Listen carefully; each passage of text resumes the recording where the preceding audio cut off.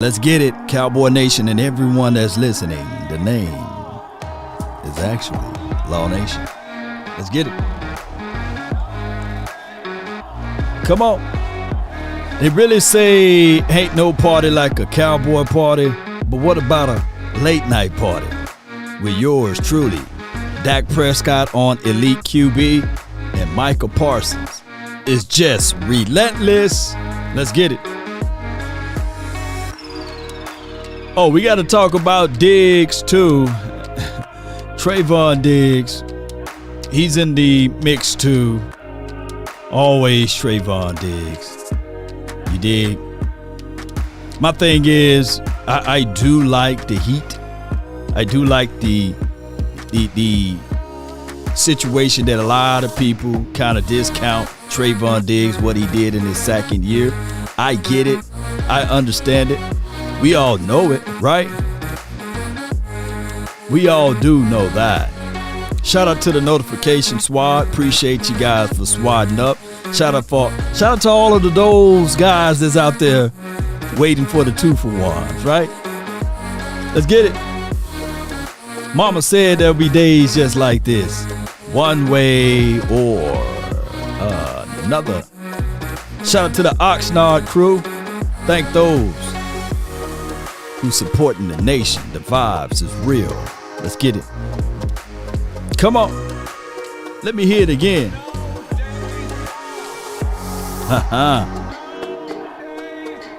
What you tell them? Simply because you don't have evidence that something does exist does not mean that you have evidence that something doesn't exist. Let's get it. Yeah. All right. Yeah. All right. Let them hang, baby.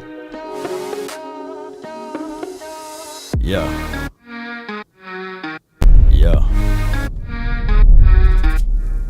Come on.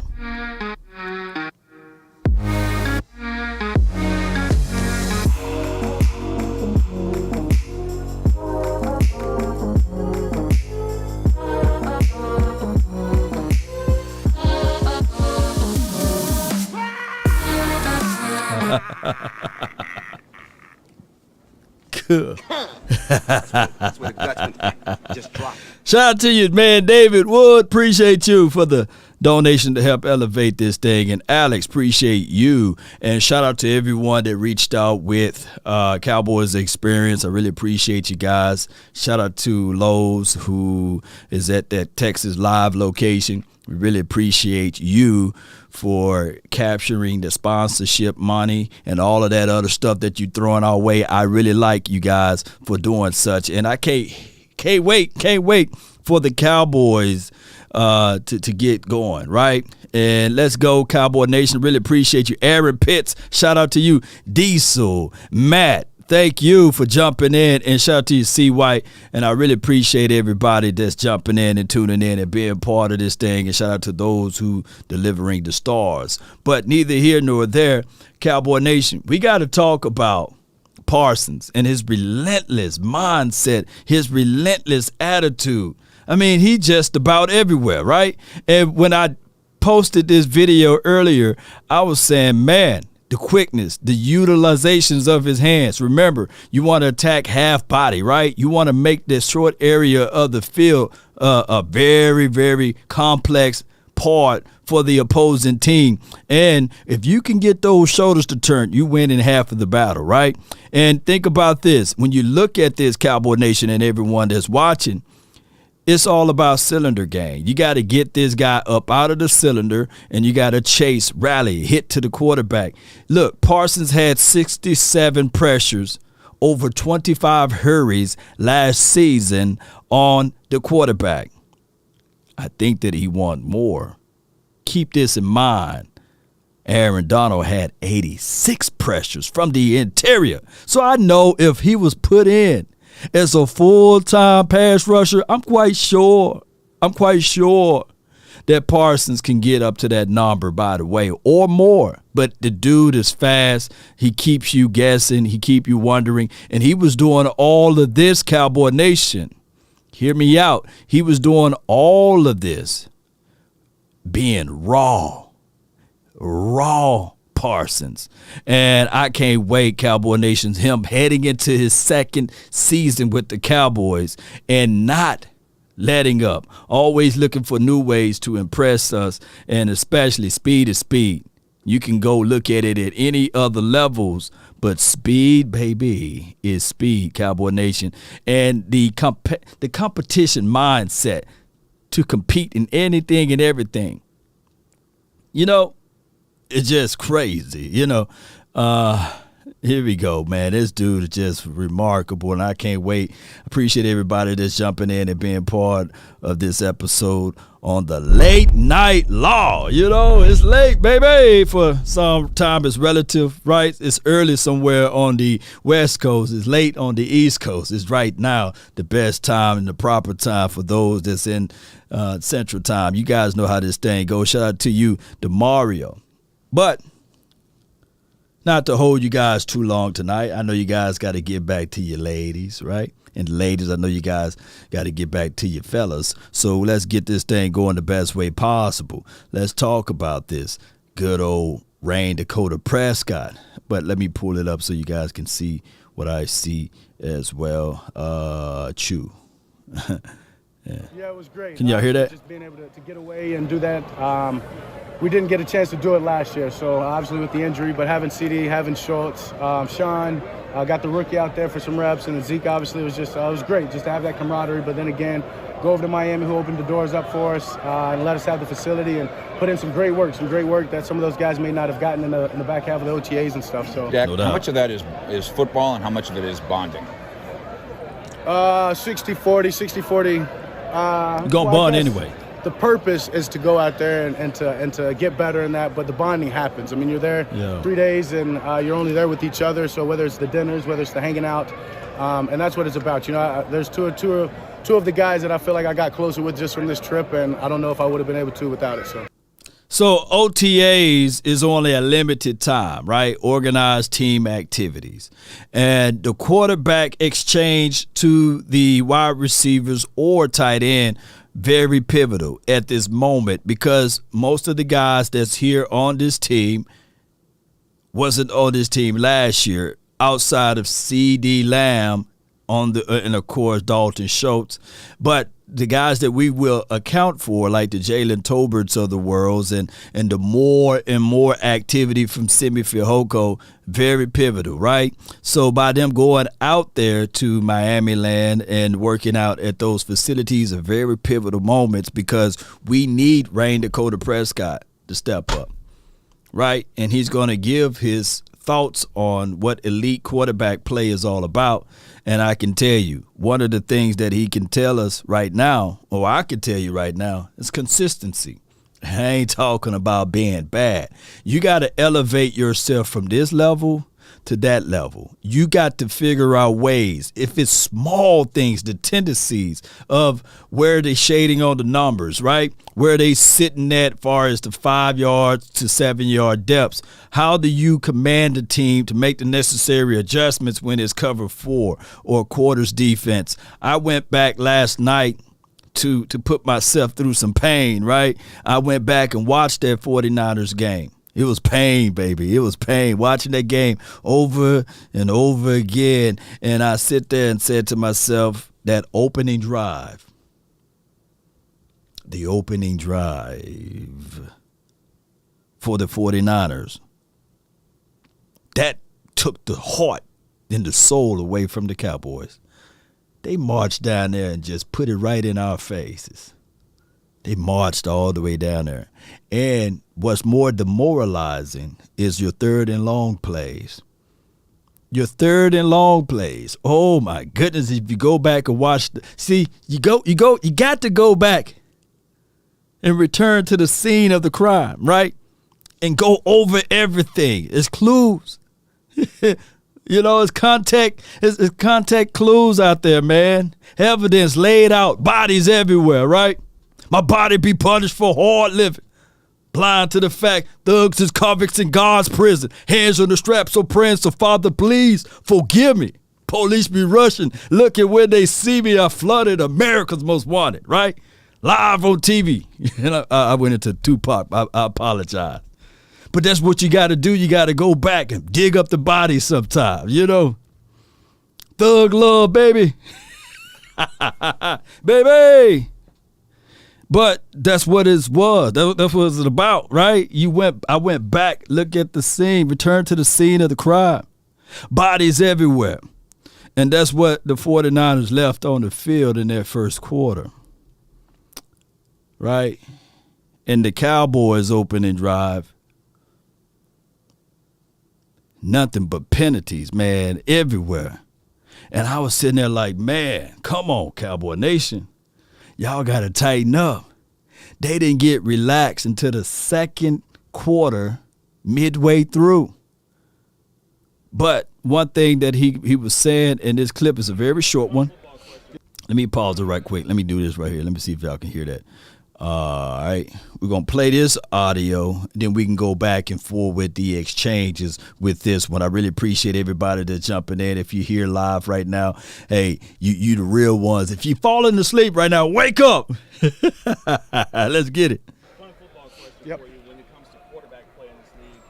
How would you describe yourself as a quarterback, and what is an elite quarterback in this based on you can barely hear that. I mean, an elite quarterback is simply a proven, consistent winner that just goes out there each and every day as the exact same person. And obviously we know the standard of that of a guy over there in Tampa. And so, but the way I describe my game is just trying to be consistent as I can each and every day with my approach as a leader and with my gameplay.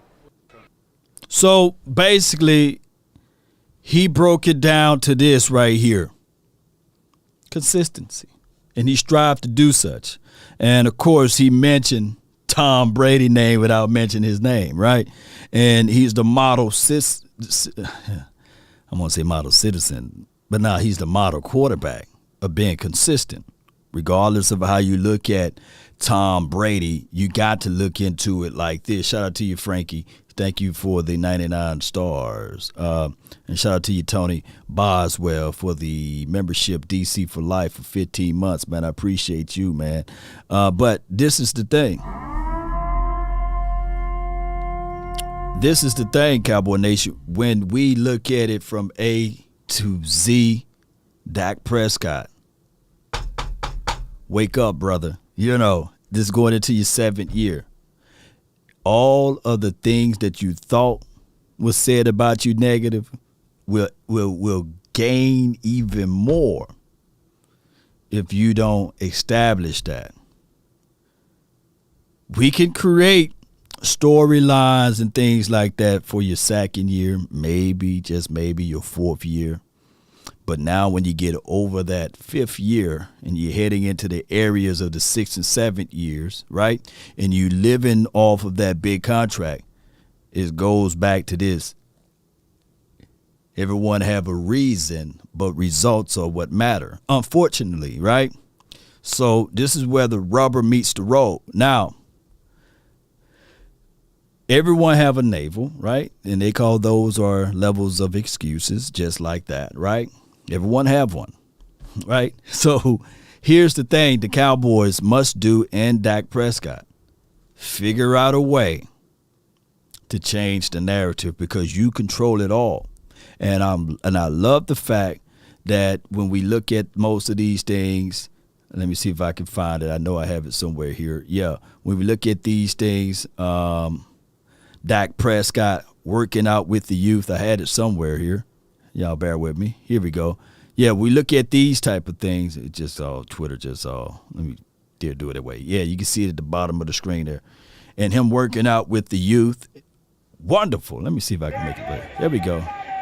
Hot dog it. Here we go. There we go. He's showing the youth and everything. We look at all of those things. And those are marvelous things to do, to work out with the youth, to work out with those who don't have the chance and opportunity for right now. Let me just turn him off. Those who have the chance and opportunity to play on a national football level, right? But these days come to full circles, right? When you play with the silver and blue on, and no one will literally look at you and say, okay, we'll give you a pass. They won't. They will not do that at all. Let me see if I got another clip for you guys. Right here. And he went into other details. I want to be able. Was it this one? And obviously just getting out here with having the football and these kids, and they're asking about teammates and, just this season just makes you even that much more excited. But we're a couple of weeks out, and I'm in the best shape that I've ever been in, and so it's time to ramp up and get it going. I'm super. So Dak Prescott lamenting that, hey, I'm in the best shape I ever been. I want you guys to understand this too. Hear me out. I appreciate those that's watching right now. I appreciate you. He said that he's in the best shape he ever been.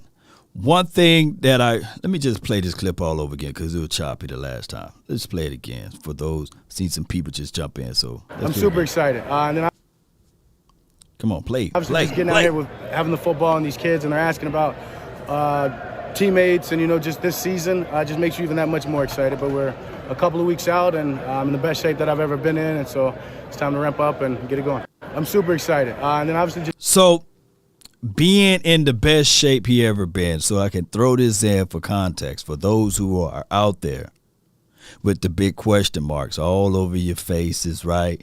And you're saying, oh, man, we hear this storyline before. Dak Prescott working out with this guy. He done worked out with that guy. He's getting in the best shape of his life. But I want to tell you guys that last year, Dak Prescott was not able to work out with this guy. He was not able to slang the ball around. He was not able to move around, right? And when I went back to go watch the 49ers game, he threw a touchdown pass, right, which was cool.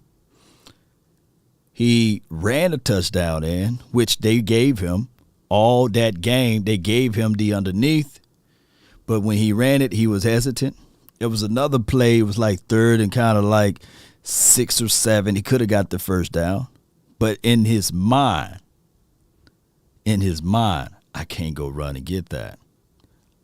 I still have to worry about if this guy hit me wrong, will I be exiled from this team, right? Laid out on the turf. So those are things that I can tell by looking at the way he hesitated in that game, right?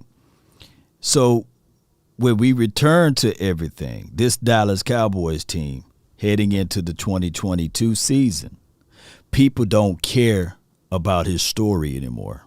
People don't care about the fact that he had a compound fracture, right? Ankle. They don't care about that. They want results. And I believe in the hearts of hearts, Dak Prescott knows that as well. Right? Look, none of you guys really care that Parsons, because I read the comments, that he runs a 4.39. None of you guys care. Y'all just want to get the results. You guys watching Parsons, even Parsons, right? You guys are watching Parsons and saying, hey, man, it's good doing all of this stuff and practicing and everything, but can we get Super Bowl? That's why I'm seeing most people, Law, can we get Super Bowl, right? And people are already painting the narrative like, hey, man, this dude is nice, but, man, can we get a Super Bowl? It's been 27 years, Law. He's not even 27 years old. How old Parsons is? Can somebody put that in the chat? Right? Can somebody please put that in the chat? How old Parsons really is? But people are holding him accountable. So fast, slow, or indifferent, they are hungry enough to say, hey, we really want Parsons to get it done. We've seen storylines of players having an unbelievable. Ed says he's like 23, right? So he's younger than the drought we've been on. So that's the craziest thing. But neither here nor there. People don't care about that. They just want that ring. And I get it. We should be holding the Cowboys franchise to that. But one thing you guys can't do is take away this man's heart, will, and determination, right? It would have been different if both guys, Parsons and Dak Prescott, was sitting on the couch eating oodles and noodles, right? But these guys, they work hard. They give their all. They give their all. They put it all on the line. Shout out to Rolling Reviews. So speaking of that, we're going to we're gonna segue over to Trevon Diggs. Appreciate 105.3 The Fan for having this topic line, and you guys know how this goes with Law. Y'all know how it goes. There's no days off, or no nights off. You know what I'm saying? Dak JP says Dak earned his money. Though he played on the tag for 2 seasons, right? Well, it's season and a half, but he did. I see where you're coming from. Yeah, he did earn his cape. And somebody can argue that, hey, man, that was back pay, man. You get cheap Dak Prescott 16, 17, and 18. That is what you're supposed to be willing to deal in. That was back pay. But the market, look, this was the craziest thing about the market. Shout out to you, Sadiq, Ultra Cowboy. The market is always the market. That's the craziest thing, Cowboy Nation. But let's listen to this thing from 105. Remember the other day we were talking about Micah comparing himself and Diggs to see if they can ever get to Donald and Ramsey's level? And I asked you, which one would Cowboys fans say is more attainable? Now, before they go into this beautiful conversation, I know I've been around this team for a long time. A third of you guys would take Diggs over Ramsey already, right? A third of you guys would say, hey, man, I'd rather have Diggs over Ramsey, right? But before we go into that, Jalen Ramsey, I think he's a wonderful defensive back that have a very promising future for him and fell into the good graces of playing on a team. Before you guys go into this conversation, Ramsey versus Diggs, the best way you can have your DBs to shine is creating pass rush. They had on that particular LA Rams team 3 people north of 60 pressures. Aaron Donald, 86 pressures. Leonard, whatever his name is, Leonard, whatever his name is, 62 pressures. Von Miller, right at 60 pressures.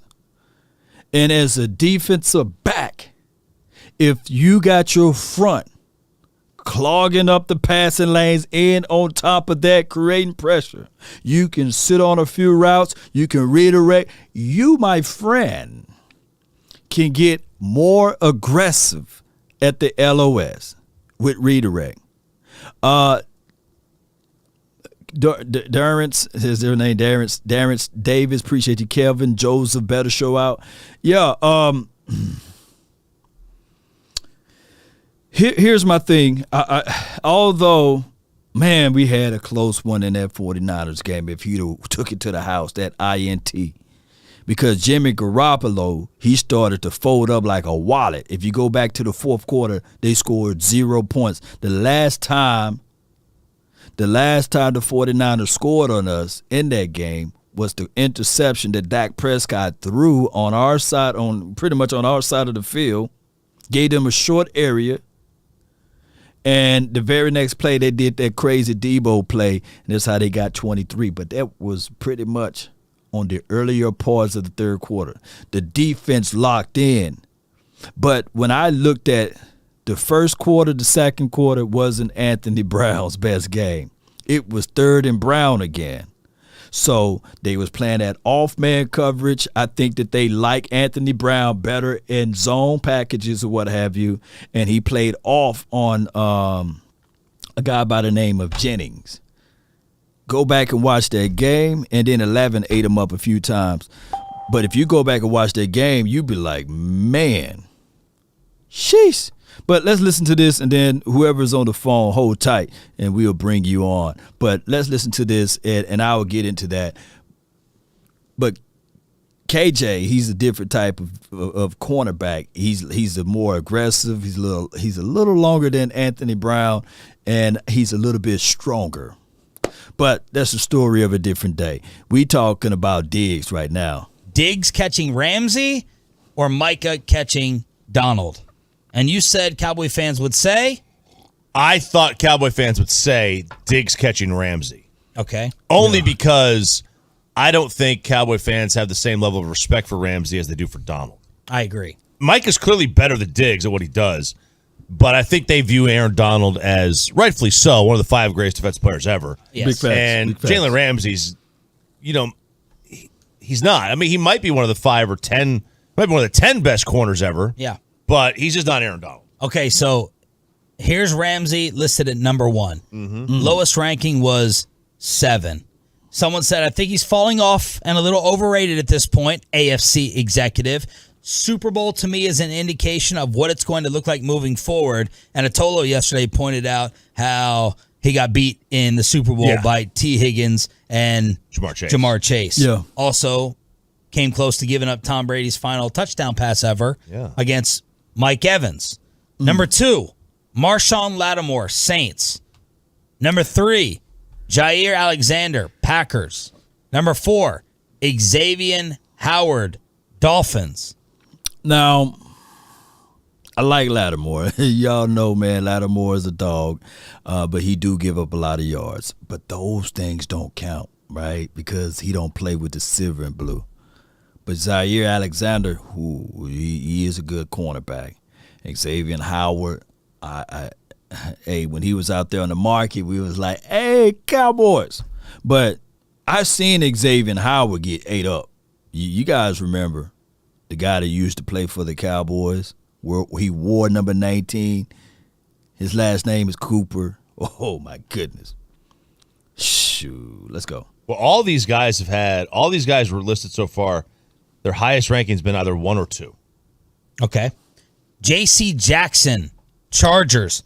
Remember, J.C. Jackson. I saw a play where C.D. Lamb lit up J.C. Jackson. But, since he played for the Patriots, and the Patriots at that time wasn't looked to be a good team, they kind of gloss over that. So, and anything that I would say would sound like an apologist. One thing I can tell you guys, that Diggs came out and said that, hey, I get it. A lot of people are saying this and that about me, but I never gave up 100 yards in a single game. Let me repeat, I never gave up 100 yards in a single game. And when you start to dive deep into Diggs' play, all of the elite wide receivers he played against, they didn't really do good numbers. It was always the obscured wide receivers. But there's the story of a different day. Tim Patrick had his way, not just with Diggs in that game, but with a plethora of different Cowboy players in the Denver's game. And a majority of the other wide receivers that ate up Diggs, granted, happened in garbage time stats, right? So on one end, people like to take away from what Dak Prescott did because they qualified as garbage time stats. Hear me out, Cowboy Nation. Hear me out. But on the other end, you punish Diggs, right? For garbage time stats that yards accumulated on it, even though I don't believe in garbage time stats. But that's the craziest thing. It's literally insane. It's literally X-Files. It's literally that. Or I see somebody say shame. Let me find my shame. Q. Shame. Shame. Shame. another big pickup that the Chargers made. Khalil Mack, J.C. Jackson. They made one other defensive pickup. They made a lot of guys. They re-signed their receiver. Yeah. Okay, number 6, best corners. According to the league, Denzel Ward, Cleveland Browns. They hit on that pick. 7 already. I like Ward. Is possible Dallas Cowboy Pat Surtain. He's a star, said an NFL personnel evaluator. Dude's legit. He's been good all of his life. A unicorn in the sense he's supremely talented, has great football IQ, and works hard. The trifecta. Number 8. Wow, look at this stat right here. As a rookie, he gave up 45 catches for 495 yards when targeted 89 times as the nearest defender. An impressive clip against the backdrop of his 4 picks. Also racked up 58 tackles and 14 pass deflections. That's a lot, man. Like, that is To get targeted that many Roll times, only Tide, less than man. 500 yards. I mean, that's pretty good. That's Roll Tide right there, man. And he still got some interceptions. I'm like, Byron Jones Let me see. did this, but he didn't get the number of interceptions. Yeah, that Pat Surtain. Who wanted Pat Surtain with the silver and blue on, right? Now, granted, I'm Team DB, right? Like I said, I'm the only one that will admit, like, I wanted J.C. Horn. Y'all know I'm banging on the table. J.C. Horn, right? But when he wasn't available, I was like, okay. But, Pat Surtain, Pat Surtain, he wasn't available, right? So when Parsons came about, I'm going to tell you guys straight up, I wasn't a day one Parsons guy, right? But if people can honestly say, okay, you wanted Pat Surtain, let me know in the chat, because you can contextualize this out there on the field of seeing this defense with the leadership of Dan Quinn and whoever we else would have gotten if the Cowboys would have went with, if he was available, Patrick Surtain and Diggs. Maybe you put Anthony Brown back inside as the nickel, right? Who knows how that world would work. But 49 solo tackles, 85 targets, and only allowed 49 receptions. Passer rating allowed was 69.7. Yards per catch was 11.4. Missed tackles 8. That's kind of a high number there, Pat. 6 stops or what have you, but 4 interceptions in his rookie year.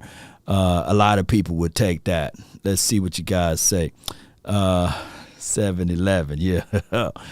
If people know about Micah, now Micah goes to number 2. Ultra Cowboy.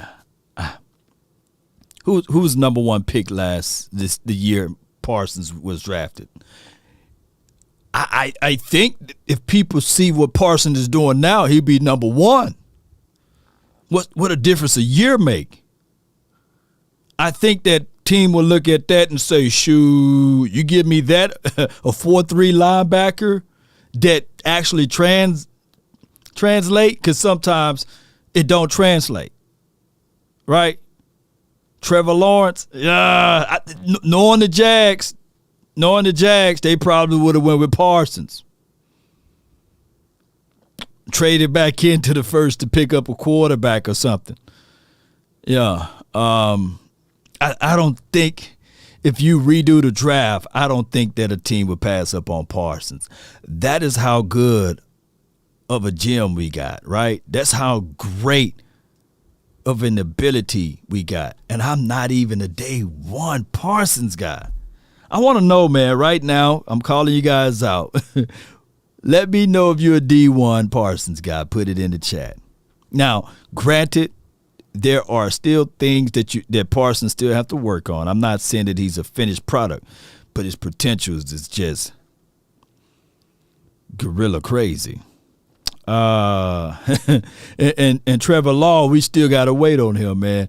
Shout out to you, Jessica, for being a member for 19 months. That's a long time rocking with the nation. I really appreciate you, Lady Jessica, for being who you are. Yeah, I got you elite gamers putting D1 in the chat. I see you, fam. I see you. Let's listen to this guy. Number 8, Marlon Humphrey, Ravens. Diggs way Last better, year's ranking was 2. Number 9, Diggs fans, A.J. Terrell, Atlanta. Bullshit. His highest ranking was 2. Bullshit. And at number 10, the polarizing Sports Illustrated cover boy with his brother Stephon, Trevon Diggs. Highest ranking was 3. Lowest ranking out of the top 10. Last year he was unranked. Here we go. Diggs was, now is that going to set off Cowboy fans, you think? That's a joke, man. I get it, man. I absolutely get it that people like AJ Terrell, right? I get it. People absolutely like AJ Terrell. And far as what we know, last season, Pro Football Focus in bed with him, right? Let me pull up AJ. AJ Terrell, they are in love with him, and 56 solo tackles, 3 INTs, 29 receptions, 66 targets, or what have you, and trust and believe me. Trust and believe me. I went back and watched that Atlanta game versus the Cowboys. We made a living off of AJ Terrell. So all of this stuff, I only count this as a grain of salt. Passer rating allowed when targeted, 47.5. I'm going to tell you guys straight up, they must have didn't count that Atlanta game. I want you guys to go back and watch the Atlanta game with your natural eyes. 11 missed tackles, 1 sack or what have you, 18 stops. That 11 missed tackles, if he played for the Cowboys, they would be talking about those 11 missed tackles, right? But he's supposed to be, look at all of this sweet stuff they gave him, 82.6, passer rushing grade 69, coverage 85.6. They in love with A.J. Terrell. Let me pull up my guy, Trevon Diggs, who one can say this and that about him. But look at the disparity of the grades or whatever. 43 solo tackles, 11 INTs. But when I stroll down, look at 96 targets, only allowed 55. Let me see. He only allowed 20, but he didn't have 96 targets. He allowed 85, but only allowed 49. So, but the targets was a whole lot lower. Let's look at this. When I stroll down, when I tell you, they gave that man, they said he can't cover 66.7. 59.6 if you go by their grading system. Now, one thing I can literally say,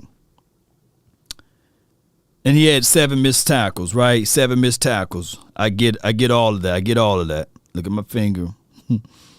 One thing I can tell you guys, this right here, the run defense, I can give them that. I can flat out give Pro Football Focus that, because sometimes he don't come down the field. He don't make the necessary explosion tackle, right?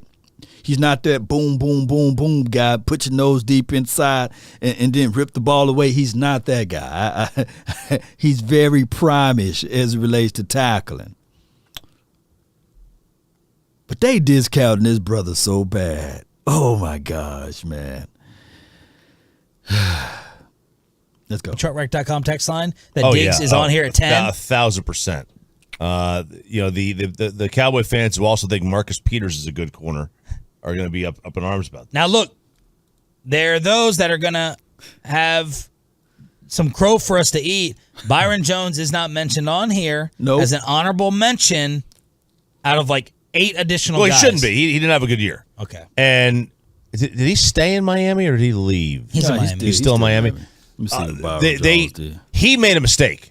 That is not – the Patriot system was not meant for him from everything that I've read. So we'll see if they change it up, and it's better now, but that was not a good spot for him. Here's the write-up on Diggs.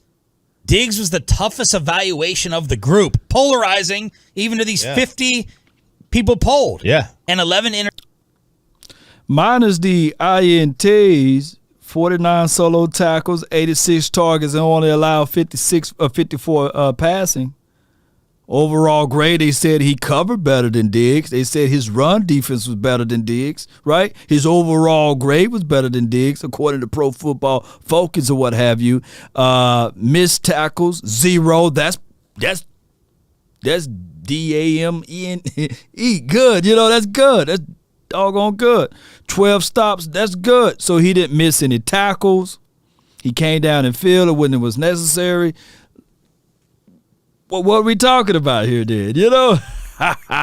Because it's not that far apart from what this kid did, minus the INTs, right? And he didn't have missed tackles. So what are they saying? But neither here nor there. This is the classic. And I know Byron Jones played for another team. This is a classic. If you get interceptions, we're going to pick on you. And if you don't get interceptions, we're going to pick on you type of groove. interception season should be enough to elevate a corner past number 10. Instead, Diggs was in a dead heat tie with Tre'Davious White, Buffalo, a top 10 staple who's recovering from a torn ACL. Diggs barely won the tiebreaker. Quote, NFC defensive coach, he's a boom or bust right now. I love his instincts, but if the cost is giving up a bunch of big plays, I don't love the interceptions. Thank you. Oh my gosh, man, these guys right here. Let me see if I can do this on the fly. Yeah, y'all bear with me because I pulled this up before, and we went over this before with Trevon Diggs. I really appreciate everybody for jumping in and being part of this episode, and we're gonna go to some of his stats right quick, just on the fly. I really appreciate everybody for jumping in. Okay, I don't know if I could do it on the short screen, but let's see if we can do it on a short thing. Okay, all right, good. You guys see that it's Trevon Diggs, right? So there's no tomfoolery stuff that's going on, and I got it right here. These are the yards allowed according to the readjustments from Pro Football Focus, because some people had 1,000 or what have you. He gave up 907 yards, right? And as you look here, not a single game. I broke this down before. If you guys can squint your eyes to see, let me see if we can make it bigger this way. Yes, it don't make it bigger. Okay, but not a single game you see 100. This game right here gave up 98 yards, and that was the New Orleans Saints game. It was New Orleans Saints game. On the final heave, the number 11 kid, I forgot his name, broke a few tackles, and it was just okay. He was in the proximity, and they put it on him. But outside of that, Cowboy Nation, what the world are people talking about? The game that he gave up 81 yards on, that was against Keenan Allen. Granted, Keenan Allen, he still picked off the ball. What did Diggs have? He had one interception. I think he could have had 2 in that game. I would take that any day. The Philly game, 66 yards. It was a big play at garbage time. It was like a 30-yarder or what have you. You going to cry over that? And then when we played the Giants, 77 yards, you going to cry over that? We beating the bejesus out of the Giants. Garbage time. It was like prevent defense. We played pretty much everybody deep, and they throwing the ball underneath. But the second time he played against the Giants, boy, that Kadarius Toney, yeah, he did do his magic on us. But that's a story of a different day.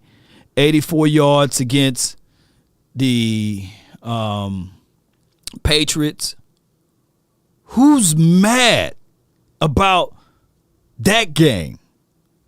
Without Diggs, you don't win that game without that pick six. And I do know the very next play, you get that big bomb by Kendrick Bourne or what have you. But one can argue that man, the primary duty of the safety, the last line of defense, and he whiffed on that, 84 yards. So he gave up 45 yards against Minnesota, 81 yards against Denver. That was the game. If you really want to crucify Diggs, say 81 yards against Denver. But everyone else, the Raiders, the 84-yard, you remember the play? Now, this is how technical they did this. The play that Deshaun Jackson got that big chunk yardage. They didn't put it on Jordan Lewis. They put it on Diggs because he was the outside corner. That's how crazy it is. That's why it's 84 there. But the Washington team, we beating the bejesus out of them, and then at the last minutes or what have you, they moved the chain a little bit. 33 yards. Okay, that's the Giants game. 63 yards, the Washington team. The score is 56-14. The Cardinals game, 54. That's an average game. What are we talking about here? Matter of fact, I need to save this. I want you guys to look it up on your own sparingly time and check that out. Check that out. Do you hear that? Numbers tell parts of the story.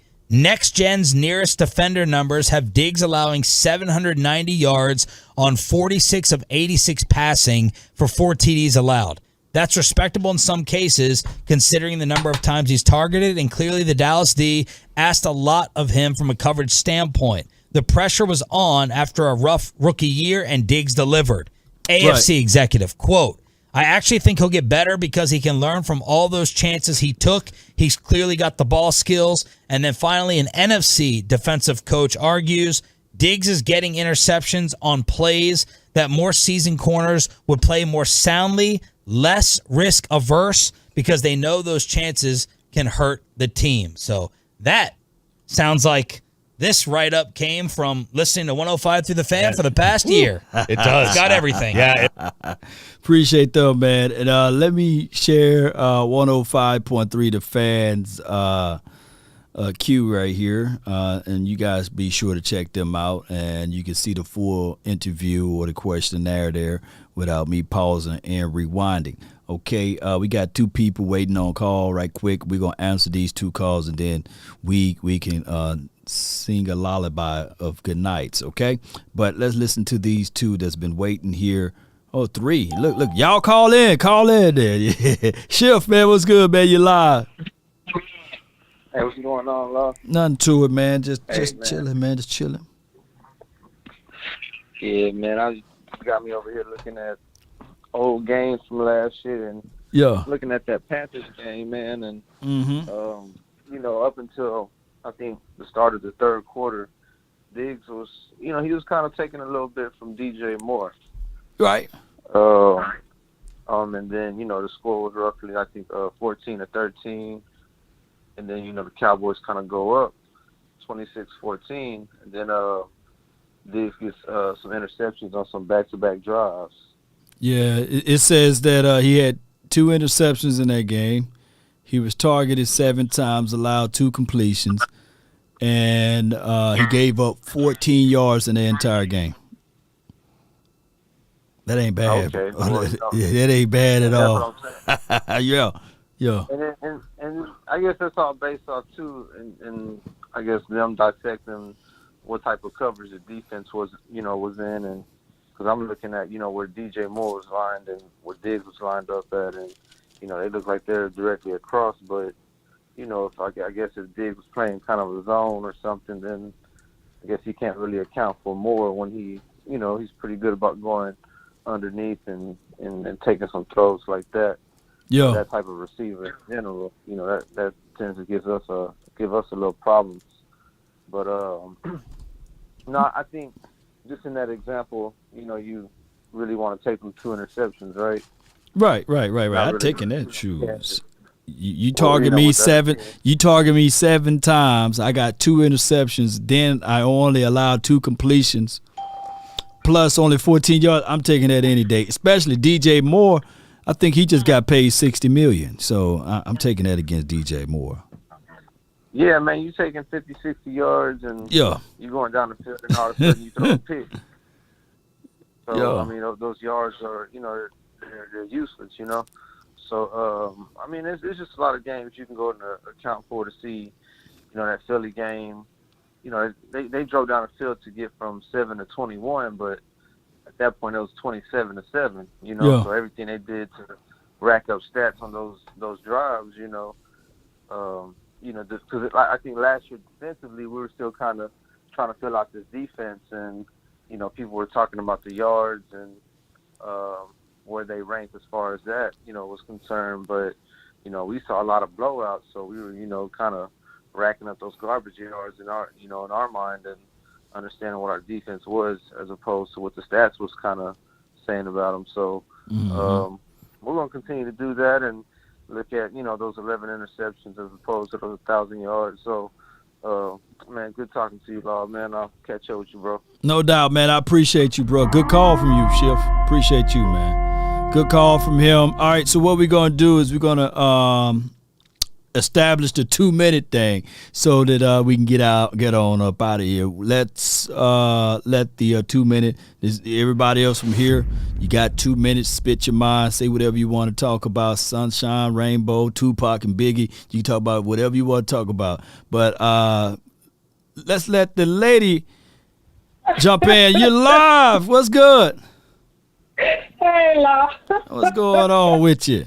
How you doing? Not much. I'm calling because I'm just sitting here listening and all this complaining about what they did and how you gonna look at what they shortcomings is. They had more success than non-success. Right. So all of this huge shot Johnny stuff, man, y'all do this every off season. Yeah. Ain't y'all tired of living in the past and keep on repeating over and over the same thing over and over? These boys, y'all see them working hard to get themselves together for the upcoming season. Yet, do you even try to encourage them? Yet, do you even give them any encouraging words? Y'all need to stop looking back because you can't see the future if you keep on looking backwards. You're not going to reach where you're going if you keep looking back. You can't get to what's in front of you if you keep looking back. You gotta always look towards the best. Always think positive, people. All this negative y'all showing every year, all season, this is getting old, man. Y'all got to do better. Either you're going to believe in our team or you're not. And if you don't, please, if you're so unhappy with what our boys are accomplishing or not accomplished according to your thoughts, why don't you go get another team and stop saying you're a fan? Because we tired, we tired of it. Come on and think positive, people. That's all I got to say. Let's go Cowboys and have good success, and let's keep encouraging our boys to keep progressing what they're doing. They're working on a body mechanics. Right. Dak was still fighting his injuries and still trying to get paid for his team and for his fan, but yet y'all can't even give that man no type of respect. He is the only quarterback that's still in the realm who actually other quarterbacks to move to another team, or he ain't even playing a quarterback no more. But Dak is still here, and he's still trying to get his ring, lead his team to get in the ring. No doubt. Ooh, you spit some fire over here. I appreciate you so much. Yeah, y'all get off of Dak, and let's get it. Let's go. Shout out to you, Lady Jessica. That's the lady right there, man. She bringing the thunder, man. Come on. Who else? I do love the fact that she said bring it back to positivity. I do love that. All right, so we got the 213. You're live. Law, what up, yo? This is Mel. Mel, what's good, man? You out there in Los Angeles? Yes, sir. Yes, sir. So you coming out to Oxnard? Yeah, no way I'm gonna be able to follow Jessica, okay, man. But anybody that knows anything about football. Hold on. You going out to Oxnard though? You coming out to Oxnard, right? Oh, for sure. Okay, good. Go ahead. Okay. Yeah, man. I've been watching football a very long time, man. I played corner. I think you played the position too, from what I'm able to kind of gather. I've never heard so much talk about yards given up at the position. I've never heard so much talk about it. I've never heard so much talk about who giving up a certain amount of yards. If you at the cornerback position, you judge by, do you give up big plays, and do you give up, and when do you give them up? Okay. Like if you giving up plays or you giving up catches and we up by 36, nobody's caring about that. Right. If you giving up plays and we up by 25, nobody's caring about that. But if you giving up plays when it's a tie game, if you giving up plays, early in the game, that's what you judge by at the corner. Nobody caring. Nobody's sitting there counting up Diggs' yards and saying whether he can play the position or not. That's the one issue I got. That's why I don't really like the PFF type of thing, man, because they done brought all of this kind of, I don't want to use the word like nerd ball, but, just all of this type of stuff, man, and we get further away from what really matters when it comes to football, bro. Nobody caring about he gave up 40 yards in this game, 30 yards in that game, 28 yards, 96 yards. Like, did he give up touchdowns? Right. Did he give up key first downs? That's it. we all know, man, Diggs is a playmaking corner. And it's the other thing. It's not that he gets the picks because he's taking these overt chances. He gets the picks because he can catch the ball. Ooh. He can catch the dude has crazy good hands. He can catch the ball, and most corners can't catch. So that's why he gets a lot of picks, man. He puts himself in good position. He don't jump every single thing, but he can catch the ball. I can remember a few plays last year where Diggs got beat when it really did matter.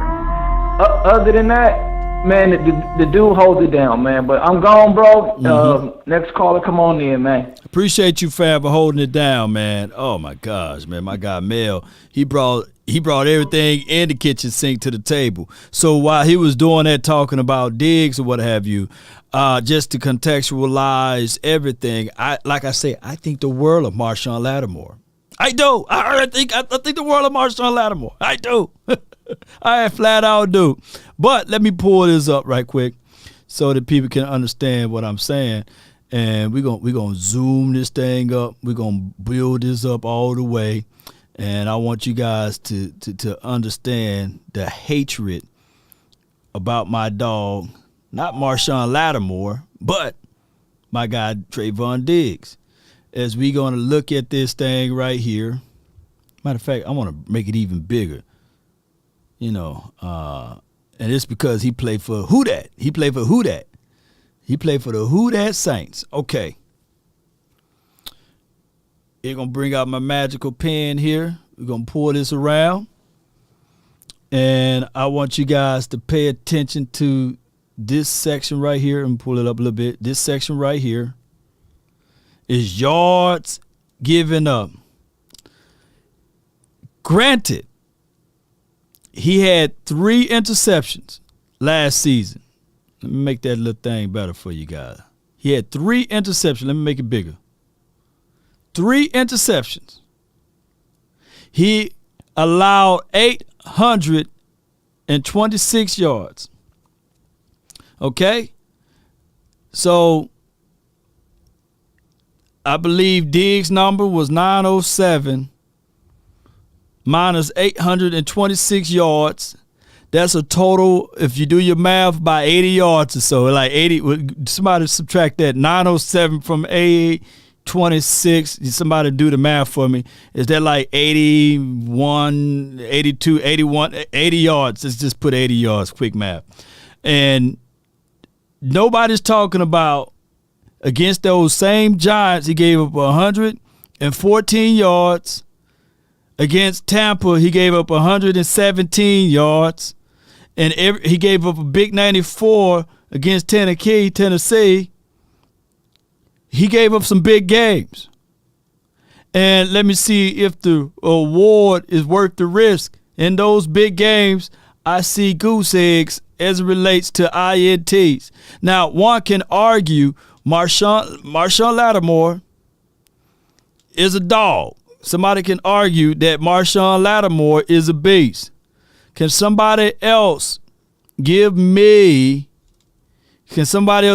another DB to look at while I let this other caller in? Because it's time out for all of this. 8-1, appreciate you, Big Sarge. So what are we talking about? So you would look.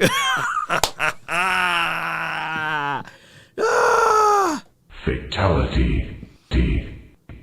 So you would look. Oh my gosh. Oh, it just hit me, man. It just hit me. So you mean to tell me literally that you are willing to reserve those 81 yards, right? To pass up on, because he had 3 interceptions. So 11 minus 3 give me 8, right? So they give me 8. Can somebody put 11 minus 3? Is 11 minus 3 is 8? Can somebody let me know 11 minus 3 is that 8? So for 80 yards, 81 yards, you are willing to sacrifice 8 interceptions to take the 3. So look, that's how look, because if Diggs gave up 907 yards and Marshawn Lattimore gave up 826 yards with 3 INTs and considered a better DB, but Diggs give you 11 INTs, so you willing? Yeah, Sheila. Yeah, y'all helping me out. 11 minus 3 is 8. So yeah. So according to Pro Football Focus, that is not 8. You know, I can't make this stuff up. Oh my gosh, man, this is comedy. You know. Oh, my goodness, man. Let me let somebody else on the phone line. Somebody that's been waiting here for a minute. 973, you're on the late night hype with Law. Hey, Law, it's Sam. How are you? Sam, man, I'm great, man. I can't complain. Cool. I'll keep it under 2 minutes. The only thing, I'll just say I'm tired of the Dick slander, too. The only other thing I'll add is that other corners don't travel with the number one receiver. True. In phase, right? In phase, yeah. Dig had a much harder job than other players. Like if he was in a system where he had one side of the field, be able to play off. Plus, like I don't mean to throw him under the bus, but he kind of deserved it. Our free safety really, like on that Patriots game for Diggs, and also in that Bucks game for AB. Oh my God. He kind of sold the bag for the team a little bit. You know what I mean? Mm-hmm. And so you look at what Diggs did against the top corner. You compare it to Ramsey. So we look at what he did to Mike Evans. He shut Mike Evans down, and Ramsey got cooked by him. Let the Bucks back in that playoff game, and then like they said, or the guys from ESPN said, like Ramsey got cooked in the Super Bowl too. Like if Donald wouldn't have gotten home, Burrow would have hit Jamar Chase for the game-winning touchdown because Ramsey got cooked on double move. But I think their PSS, it sounds like what you were saying, they really undervalue Diggs' interceptions. That's it for me. No doubt. I appreciate you so much, man. Great observation, great points right there, Sam. I really appreciate you, man, for holding it down too. Thank you so much for calling in, Sam. Good call. You have a great night. Yeah. So some people asked me while the caller was on, it gave me enough time to pull up these situations for Jalen Ramsey. Let me pull up Jalen Ramsey right quick. Let me pull up Jalen Ramsey so that you guys can see that that's Jalen Ramsey, and I'm not fabricating anything. He's 6'1", 208-pound cornerback. We went up to advanced analytics this is on Pro Football Reference. Pro Football Focus don't really break it down to this degree.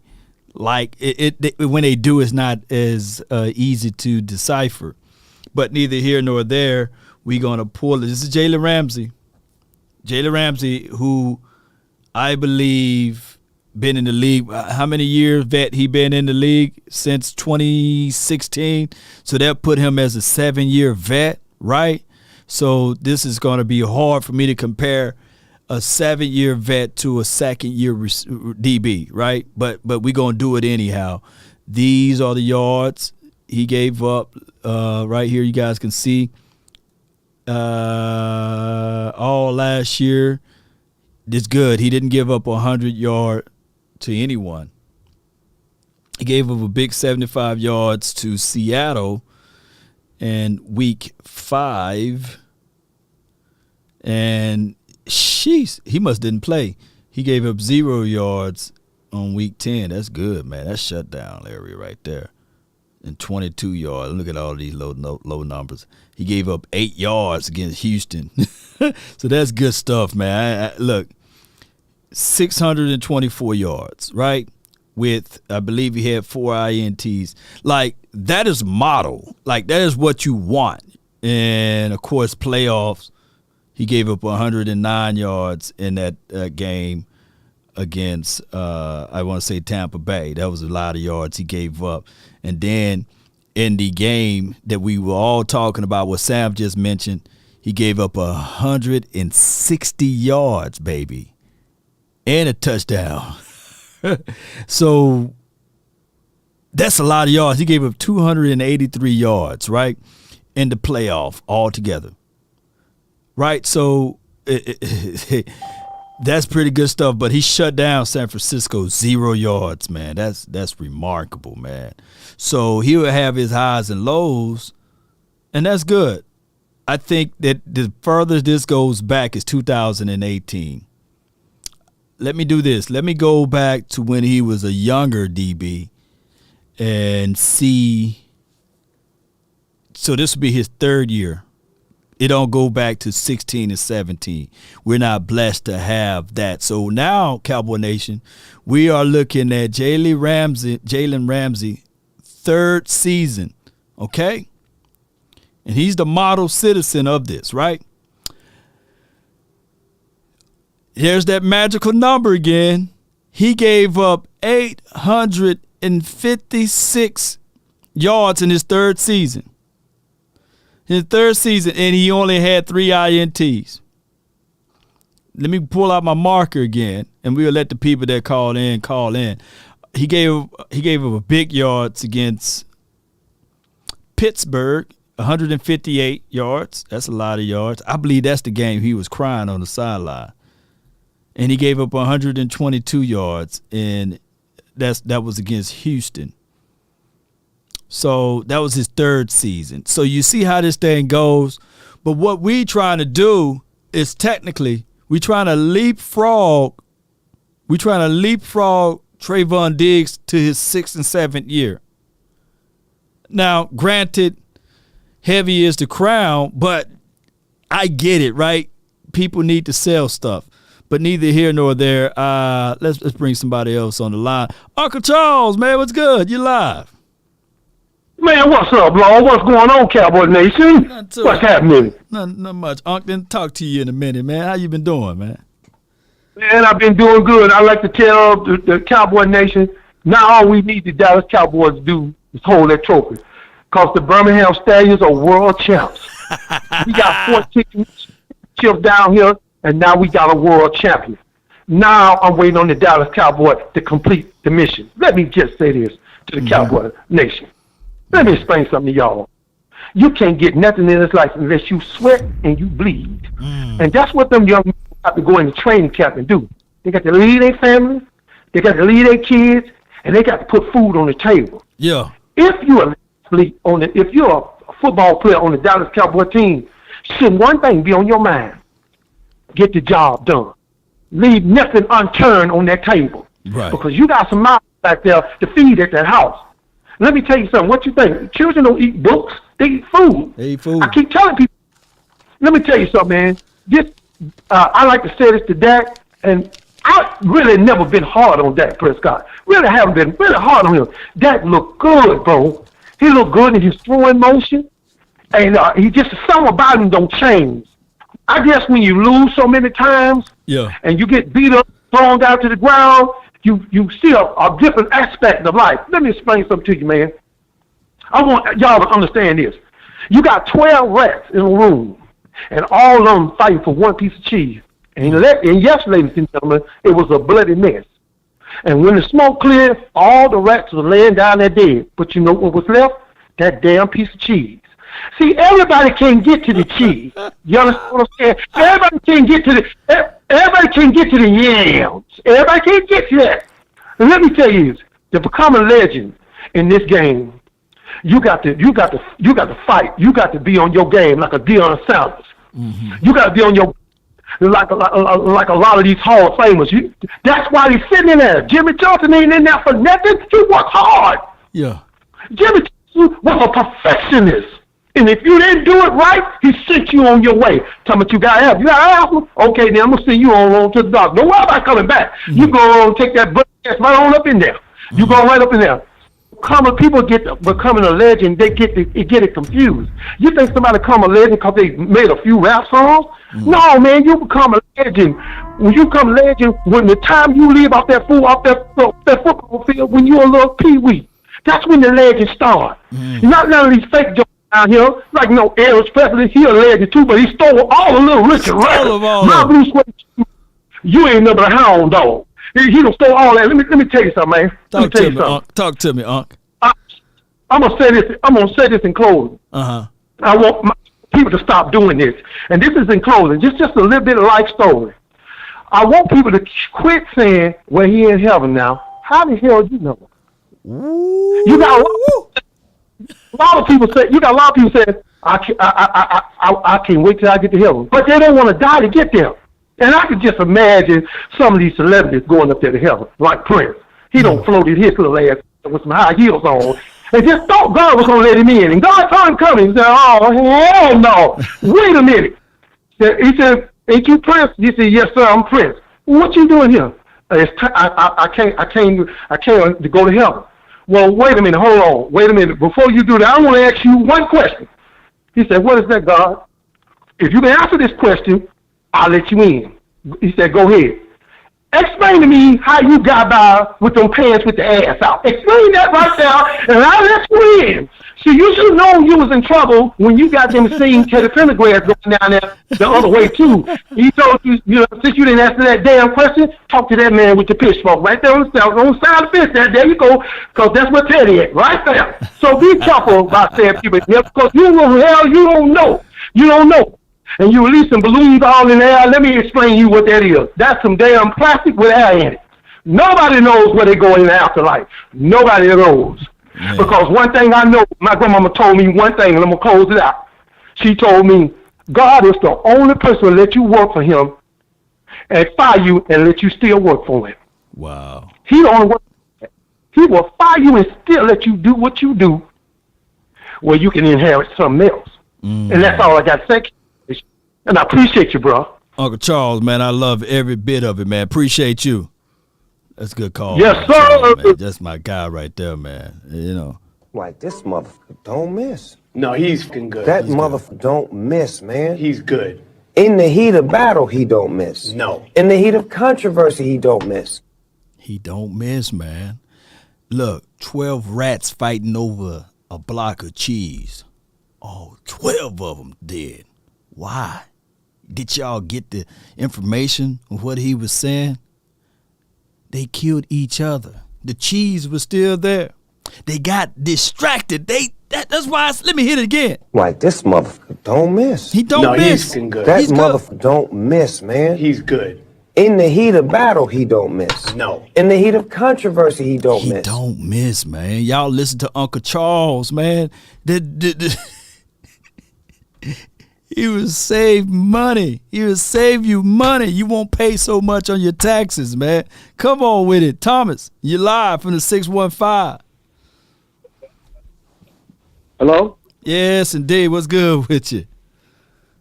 What's going on, Lo? Nothing to it, man. How Tennessee treating you so far? Everything is all good. I was out in California last month, but, know, we'll talk about that later. Oh, okay. But are you coming out for this month? Are you coming out for Oxnard or what have you? I wish I could. Okay. I wish I could. Okay. But, man, I can easily get pissed off about what they're saying about Trevon Diggs, but I ain't gonna do that.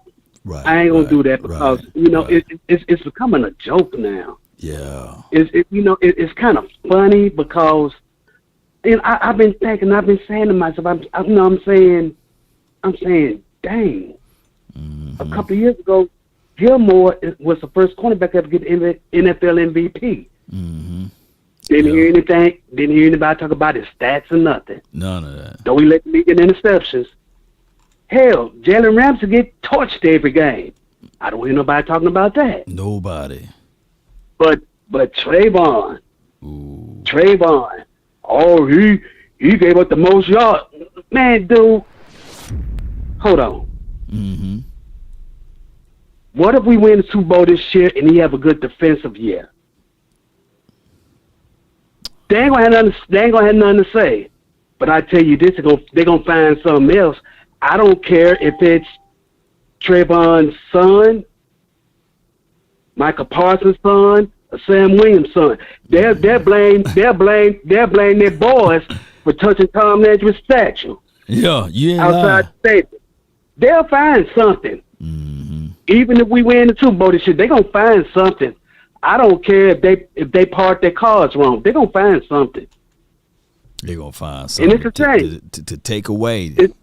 Yep.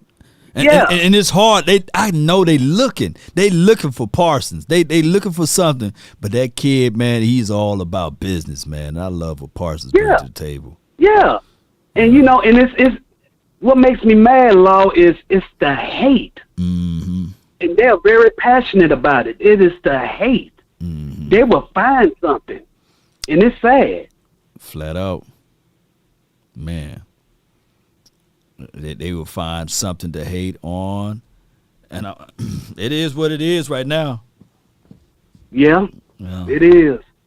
You know, all I just got to say is let us win number 6. You know, I've been alive. I've witnessed 5 of them, but let us win number 6. Well, I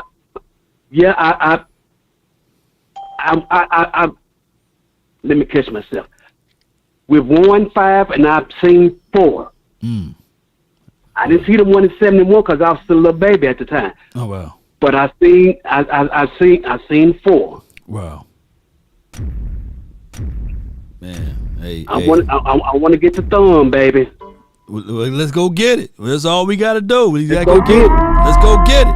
Let's go to the desert and get it. Let's go get it. Talk to me before I let you go. You said that you was coming to Nashville for the game against the Titans, right?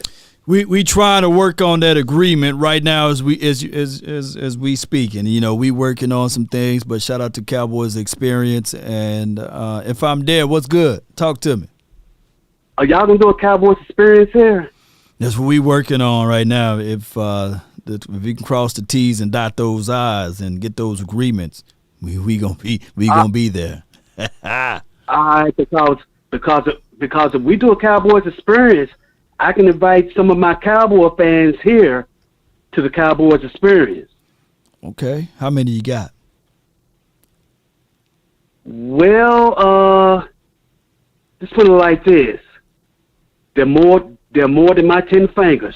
Oh wow, that's what we need. We need a party there. And right, and if that can happen, man, I'm gonna hit you up off air, and we'll see what we can do. Okay. All right.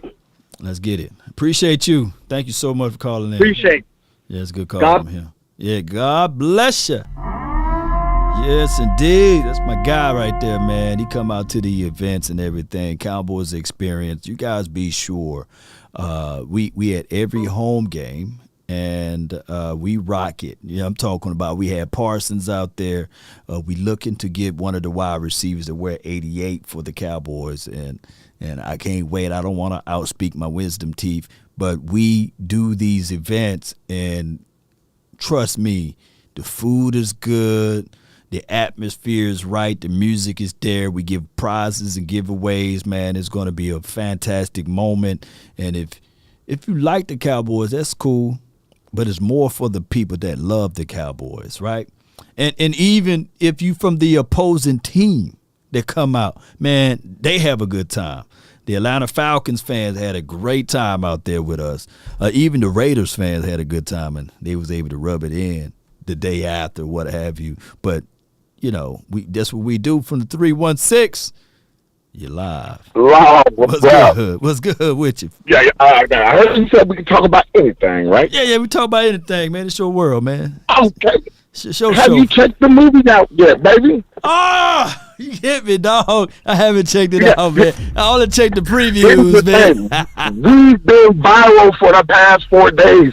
We the #1 comedy on Tubi right now. Is that PPP long gone, dog? PPP long gone. All right, man. I promise you, man. Just type it in. Before the next time I talk to you, I'm gonna watch it, man. But they talking about it all over Facebook. It's over 10,000 comments on that. Gosh.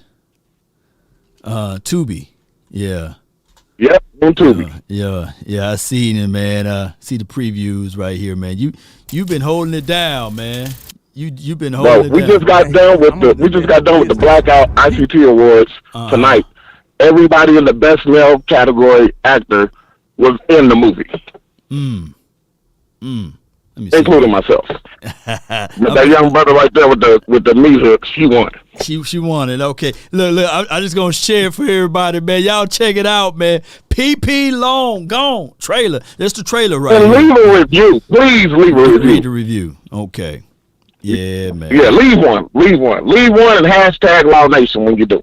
Yeah. Maybe they could make me on the sequel or the prequel or whatever, and I'll just be up there just buying all type of PP Long stuff for the Cowboys and get hooked up with. Turn you into Jerry Jones. Jerry Jones. I can act a little bit, Hey, that's what the HBCUs do too. Mm-hmm. All day. Yeah. Already, but hey, I just wanted to share that with you and check your temperature, see if you've seen it yet. Because if not, you got something you gotta watch. Man, I'm definitely gonna peep it out, man. My bad on the late of it, but delayed but not delied, baby. I got you, man. Yeah, it's been a lot of Cowboy talk. They can't stop talking about it, so I understand. Yeah, man, you know how it goes, man. Let's get it. I understand. Just wanted to put it back on your mind. No doubt, bro. Appreciate you, man. All right, love Cowboy Nation. Check it out. I promise you're gonna laugh your butts off. Yes, indeed, man. Y'all check it out, man. That's my guy, man. Deonde, man. Hey, y'all check it out, man. Maybe Detective Law can get into that thing. You know how it goes. I got my Gucci Watt, you know what I'm saying, have him to come back out. We'll have a whole shindig and be a part of this thing. From the 910. You live. Hey. Let it hang. Hey, what's going on? Let them hang. Let them hang. That's what we doing tonight. Yeah. What's good? I heard you talking about old Trevon Diggs, and I love my Diggs. Right. Since he first came to the team. I mean, he's a bad joker. I don't care what they talk about. I call him the coochie slayer. He covered too. Can't nobody cover. Look. Can't nobody cover like Diggs. He got the left side and the right side covered down. They fighting over him. I said, what kind of defense this brother? He's covering two. And I heard there's a third one out there. It's really cover three, but that's a story of a different day. And it's too funny.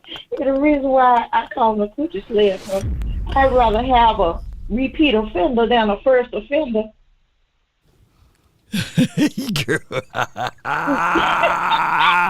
You're tuning in to the Quiet Storm. The cover two repeat offender. You know what I'm saying? At least you know what he's doing, and he's delivering the treasure. He is, man. He's up there. He's almost up there with Blueface. Blueface got women knocking their teeth out and tooth out, what have you. And I said, God dog, Blueface, what go? He a Cowboy fan, by the way. Blueface a Cowboy fan. And I said, God dog, man, we're gonna have to get Blueface out there to Oxnard. Yeah, but they tripping. And we just have to stand by our boys. They worried about him giving up so many yards, but I don't worry about that. I've been watching football a long time, and like you said, I never heard them talking about how much yards a corner gives up. As long as he's not letting them get in the end zone, right? He can give up 10,000 yards for all I care. Bend but don't break. That's all we looking for. That's right. Keep doing your thing. Give us 11 to 12 interceptions a year. If Diggs had the same season he had last year, I'm taking it and running it all the way to the bank. I think he is. A lot of people don't believe that, but I think he is. Just like I believe we're going to win the division again this year. Something that ain't been done in a long time. I think he's going to repeat. I think Micah Parsons going to repeat or do better because he got some competition. D-Lo said he want his title back. But I see us doing a whole lot better, and Diggs still tagging that ass when he get out there on that field. There we go. And that's all I had to say. Hey, I appreciate that. Hey, just say it one more time for me. Let him hang. Appreciate you. We got Quade. That's a big beautiful call by her, by the way, for let people know, man, that she gonna bring the table. She gonna bring the table. She is the table. You know, have you seen that video? I'm the table. You know, so she won't have to bring it to the table because she is the table. All right, DMV George, you live. Yo, what's up, Law? Man, all is well. I can't complain, bro. I don't really know the topic. I just got in from a party. And anything you want to talk about, man? For 2 minutes, it's all you. Anytime I see you live, I just got to come in and say something because I don't give everybody my football knowledge. You know, us Cowboys fans, we get the worst. So when people in the street want to talk football, most of the time they don't know what they're talking about. So I love coming here and know I'm talking with somebody that know what they're talking about. So I guess I'm going to address the Trevon Diggs thing because I heard like the last 3 or 4 callers say something about it. I feel like we letting the outside noise get in too much. Yeah. We've been going over this since the season. Like, if people have been saying Anthony Brown's better than Trevon Diggs, and we all know as Cowboys fans that watch every game, most of us watch every snap, that Anthony Brown is not better than Trevon Diggs just because PFF says it. Right. And so, like, we know the real. I would never let the outside get into people that don't watch as much Cowboys film. I will never let them get into my head because, bro, we know the real. Trevon Diggs is nowhere near a liability at all in the slightest to us. So I just feel like we're gonna be going good. I feel like we're gonna be good going into the next season. I feel like I've been watching a lot of Jaron Curse film this past week, and I really love what he's been giving us. I feel like he's one of the best coverage safeties in the league. So I'm really loving our defense. I guess I'm gonna change the theme of this call to our defense. I'm really loving our defense going into this next year. Yeah. If we can get 1 or 2 Pro Bowlers from our last 2 drafts, because our last draft, besides Micah Parsons, we didn't get that much from our defensive draft picks. So if we can get one of those guys to become even like a Pro Bowler or even on anywhere near that level, we're gonna be way more than perfect on defense. And I'm just excited for this next year. I want to ask you something, Lolo. Talk to me, man. You went to Jackson State, right? Yep. You follow their football team? Yeah, I follow them. Not all the way, as far as knowing the players' names and everything, but I follow them, Talk to me. Okay. Anybody else you following in college this year? No, not really, man. I'm not like a college guy that would know all of the people just to be 100 with you. But you got somebody you want to lay on me right quick? See, I'm a quarterback guy, and we're fine in Dallas, so it's not about to be like anybody I'm scouting for. I'm like I want us to get or something like that. But I really love Caleb Williams out of USC, man. If you haven't seen his film, I'm from the DC area, so everybody knows about him here. He was a 5-star quarterback. He almost won a Heisman playing 5 games last year. If you haven't seen his film, this is one college football player I really highly suggest you guys look at. But that's my call. Hey, man, I appreciate you, man. Keep it up, man. Thank you so much for jumping in, fam. Salute. No problem. Good call from him, man. Coming back from a party, calling in. He probably was partying with Diggs, man, because he's in the DMV area. Diggs from that area, so yeah. But if Diggs need a fall guy, man, let him be that. Shout out to my guy Kelvin Gray Sports. If that is the real Kevin Gray, man, appreciate you, man, so much for jumping in and being part of this episode. And hit me up, Kelvin. What I want to do is do a podcast with Kelvin and get his thoughts and his information out of his mind onto y'all that's here watching right now on this beautiful episode. And just let me know, and we can get things jumping the right way, the best way possible, Cowboy Nation. But neither here nor there, this particular team, I like it because I want to hit you guys with this too. Let me pull this up. Boom. Let me pull this up right quick. Marlon Humphreys. I just wanted to pull this up because a lot of people was talking about him a few seconds ago. On that audio from 105.3 The Fan. 6 foot, 197 pounds. And I promise you guys, if this would have happened to Diggs, we will hear about this for the rest of our lives, right? This dude against the Cincinnati Bengals gave up 227 yards, baby. Man, let's put some crowns on this thing right here, man. You know, that's a lot of yards, man. That's a lot of fire right there. I can only imagine if Diggs gave up 227 yards. I don't care. I don't care what happened in that game.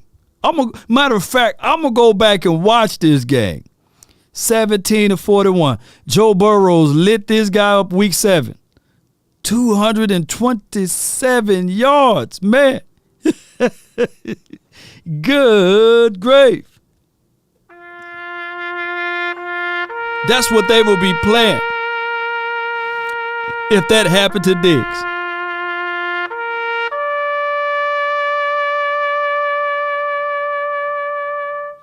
And he caught one interception for the whole entire season. One. Not 2, not 3. That's crazy.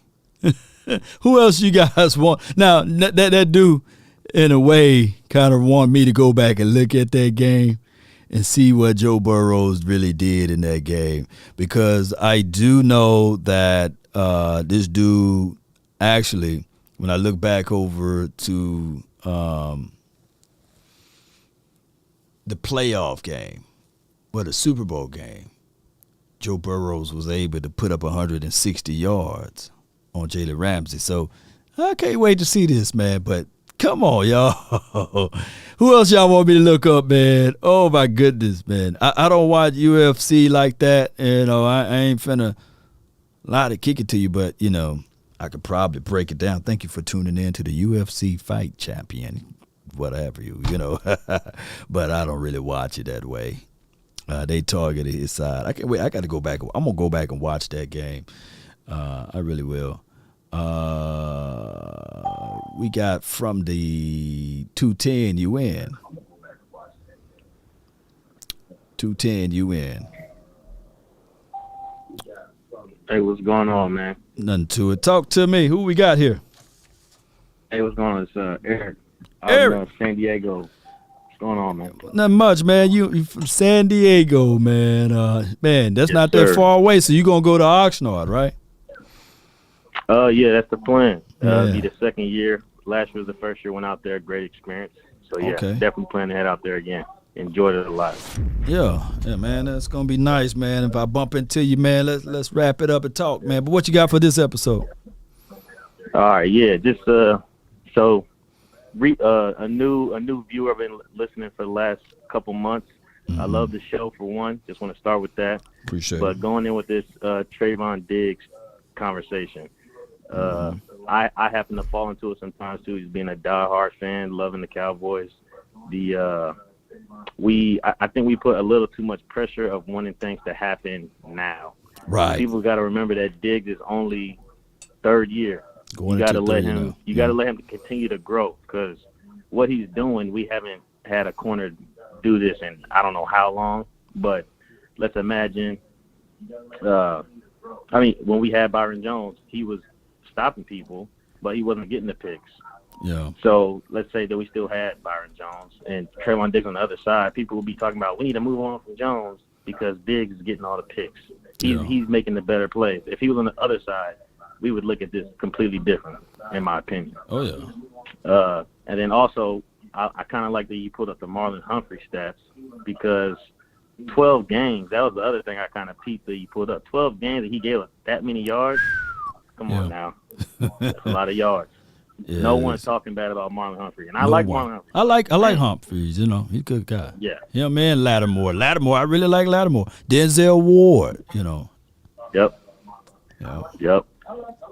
So, honestly, that's all I got with that. But just my opinion, I agree. I love the team we have this year. I think it's perfect for Dak to get out there, show what he's got with what some people, what everyone's saying, we have less weapons. I think he's going to get it done right. I think the defense is going to continue to grow. We finally got a system for multiple years.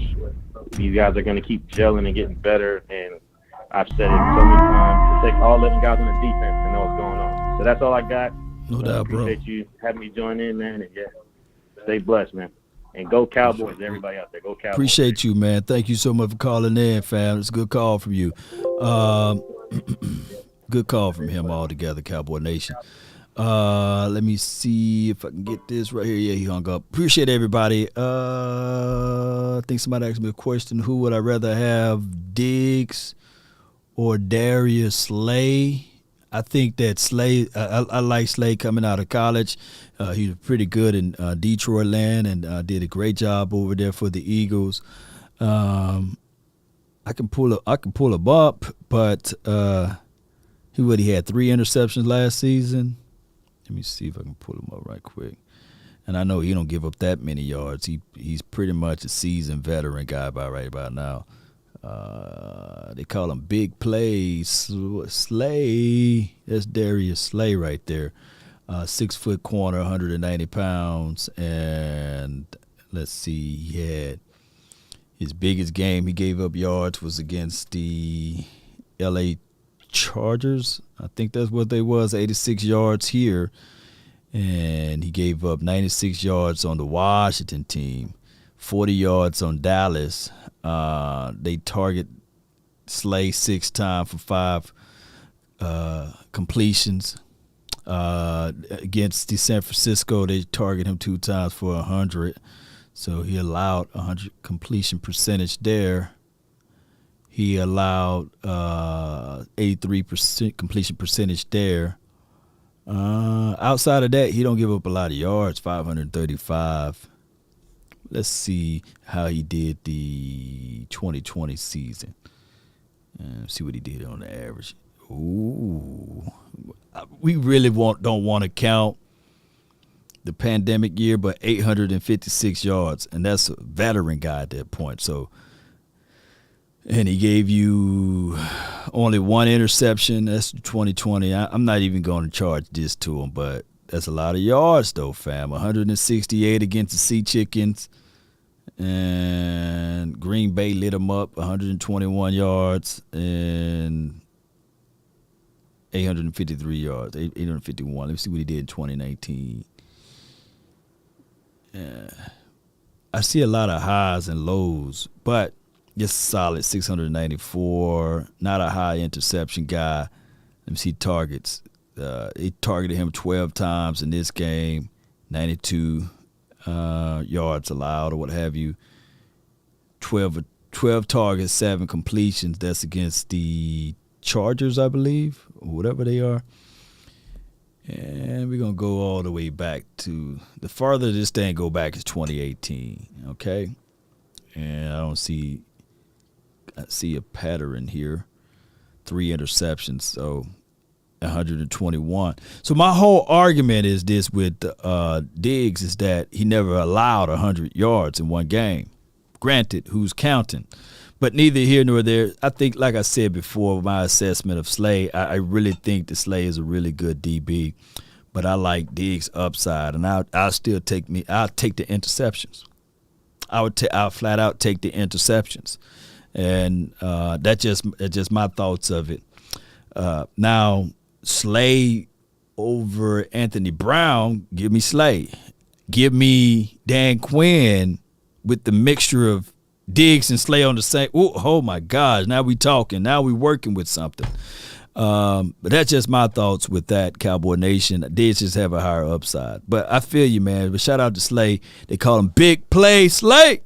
Hell State, Mississippi State. Cowboy Nation. No matter how people put it up there, it's hard to get 11 INTs. And we just saw Slay just a year removed, gave up 856 yards. So 907 yards allowed versus 856 yards. And his 856 yards, he only had 1 INT. Look at the numbers. You know what I'm saying? Like, give me that all day. Give me that all day. Kelvin can be more nice than Slay. I think Kelvin Joseph, he's more physical than Slay. He's bigger than Slay already. You know, Slay is like 6 foot, 190. Kelvin Joseph is right at 200 pounds. This big boy, and faster. You know, 4.3 guy. Somebody said he ran a 4.28, a 4.29. So that's crazy speed, and we'll have to see all of that stuff work his way out. Slay is nice, but I would take the 2021 AB over Slay. I feel you, man. Come on, man. I ain't gonna be disrespectful now. You know, I still think that Slay is a real good DB now. I ain't just because he played with that filthy green on. You know, I ain't finna go that far. I ain't finna go that far. Trust me. All it takes if you to go back and watch that first half of the San Francisco game, and they picked on little Anthony Brown, man. Bradbury versus D. Come on, man. Y'all reaching out. Let me pull up Bradbury before we rock up out of here. Bradbury. I told you guys, I say I'm going to go short, then I go long on this thing. He didn't play a full season. I'm going to go back around. Y'all bear with me, man. I appreciate y'all for jumping in. Go to advanced analytics.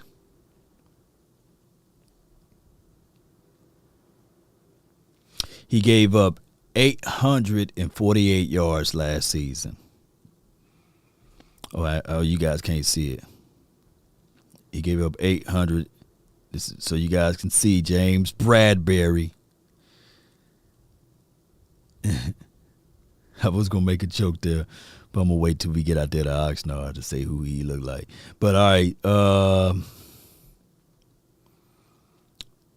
Let me see. 100 He gave up 100 yards against Tampa.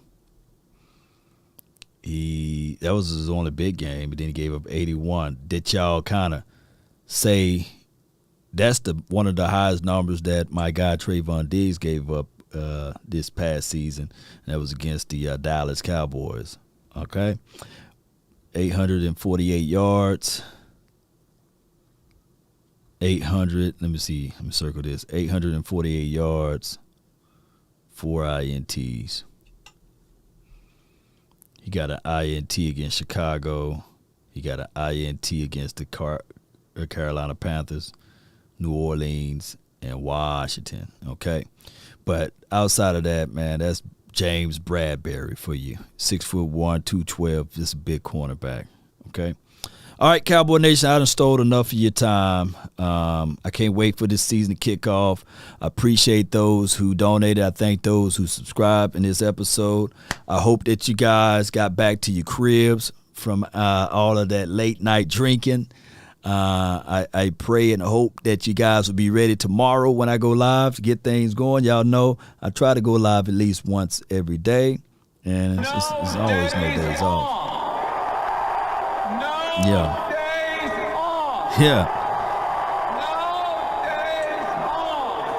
Lauren said, yeah, you'll take. Look, I'm just saying, I'm trying to win games. I ain't trying to win the good looking contest. But if Slay was on his team last year, right, and I'm looking at it like the way we play defense, and he's a really like. It would have been different if Slay was like a press cover corner. He's more of a zone cover corner with good feet, good vision, or what have you, and can jump routes. And that's what Anthony Brown do. He played in that actual loose man deal or what have you for the Cowboys. Shoot, it would have been difficult. And I think that with AB, with our version of AB, you would just kick him inside to be the nickel, or have him to fight with Jordan Lewis for that spot. So that would be good. But it is what it is. Give me Dan Quinn and give me our version of our DBs for the 2022 season. I can't wait. Keep in mind, my guy that I told everybody to take a look at, it's not just this guy right here, but I want you guys to pay attention to this Malik Hooker kid. He's going to be phenomenal. I think that he's stepped up his game. He's going to be one of those guys that you sit back and look at and say, man, This dude, he fly to the ball, he chase, he hit pretty well. They're going to have him playing more snaps. He's not going to be on that snap count that he was on last season. They slowly integrated him into the fold or what have you. I can't wait to see this kid, right? Cowboy Nation, and that's what I'm looking for. But outside of that, man, let's get back to Parsons. It's going to get medieval time over here, Mr. Nasty time with this kid playing out of his mind. And I can't wait, Cowboy Nation. Just like you guys can't wait, man. He's saying all of the right things. He's doing all of the right things, right? Playing that half a body, tack the hand, tack the outside. Look how he's moving. I'm not speeding this up, by the way. I slowed it down so I can see what's going on. Half of a man, right? Focus. Getting around, knock him up out of that cylinder. These are the rudiments of the game. Getting to the quarterback, making them pay. The physicality is nasty, right? The mentality is nasty. Cowboy Nation, we just got to continue to get this thing going. It's the nasty kind. It is. And every time we think about this, the catalyst of this team last year was absolutely this brother from another mother. They say they want dogs out there, right? You could not live with your own They said that they want somebody that can bring the heat. Boy, did we steal this from the draft last season, right? This dude was just phenomenal. This dude was just everywhere. They said the lion is always hungry. The lion is never satisfied. The lion is respected amongst all predators out there. They say feast or famine, right? Well, this brother right here, he's gonna eat. He's gonna eat something. And I ain't talking about just the dogs out there, because he elevated everybody else. Come on. You can't just say Troy, he's just another dude, or if you answering someone else, this dude is phenomenal. I tell people all the time, let me see some fire emojis down in the chat. If you want a thing bad enough to go out there and fight for it, to work day and night for it, to give up your time and your peace and your sleep for it, if all of your desires of it makes you quite mad enough that you don't get tired of it, and it makes you whole, all other things tawdry and cheap, if life itself seems empty and useless without it, and all that you scheme and dream is about it, if you will gladly go out there and sweat for it, fret for it, plan for it, and lose all terror of your mind for it,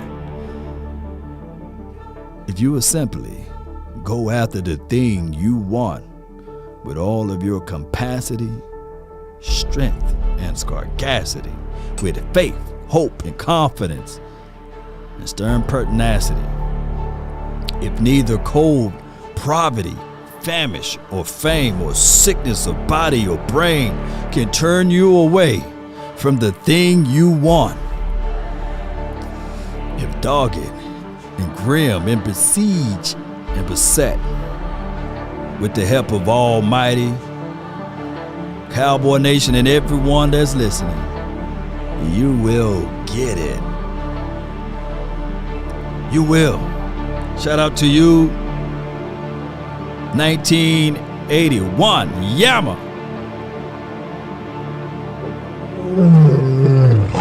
Let's go to the Oxnard Fun. I appreciate you. You amazing. Appreciate you. These things that I said, it will happen. Manifested in your mind, heart, and soul. Let's pick up the pieces, Cowboy Nation. Good things come to those who wait. And baby, we've been waiting.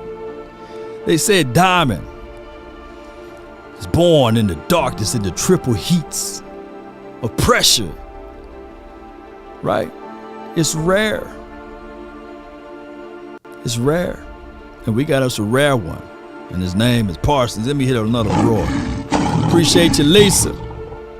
Thank you so much for your love and adulations for the nation to help elevate this thing. Let's stay focused. Let's keep grinding. Lauren, nah, you the best. You guys, y'all know that y'all the best. I'm on borrowed time out here, right? When I'm gone, you guys will be forever leaving this thing the way it's supposed to be. With the tenacity part of it, Cowboy Nation. That's why I say, man, make sure y'all put a star on my tombstone, right? If not, I'm coming out of the grave. I'm hunting everybody. Let's go. When you pray for rain, you got to deal with the mud too. That's been my time. I really thank you all for yours. And remember, you're listening to nothing but the best. We about. Salute. Peace. One love, baby. Shout out to Cowboys Experience. Yeah. Nowadays, nothing really excites me. Roll those One of me and nobody credits. like me. Turn me down just a little bit. There we go. Shout out to the super chats. David Woods. Smokey. 357 1981. Yama. Lisa. Appreciate you. One love for real. Shout out to all. Come on, yeah. Chalk it up. Talk of the town where you're talking up. Wanna get you a ring and you tough enough. Shout out to Jessica. DC for life, Tony. The hate and the jealousy, my mama telling me count up your blessings and run it up. Nowadays, nothing really excites me. Only one of me and nobody like me. Phone ringing and I tell him it's ice. I got wifey on bling and she freeze. Photo, please, no photos. No, G's, no, please, no photos. I keep giving game away. I put game on layaway. I got paid to play today. I get paid to stay away. I get paid on rainy days. I might make it rain. Let me show you guys this right quick.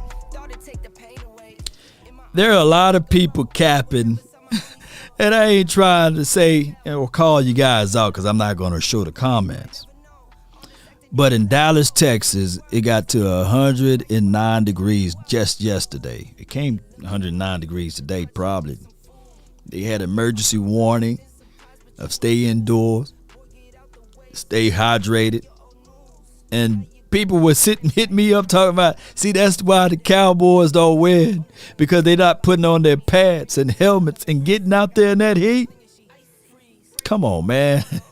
Y'all crazy, man. It's hot. But that's why the Cowboys are going to go out there to Oxnard, where it's 66. You can get more done when everybody is efficient. But let's not be foolish out here. This is not macho football anymore, right? Where you can just roll out there. Players are bigger. Pads are heavier. Things are different in this world. The food, the air quality is not the same of what it was in the 70s and the 80s. And then I don't want people to compare what teams do out here in Texas in high school to what the pros are, you know. And people say, hey, they have 2-a-days out there in high school and middle school and all of those things. No, that's not the same.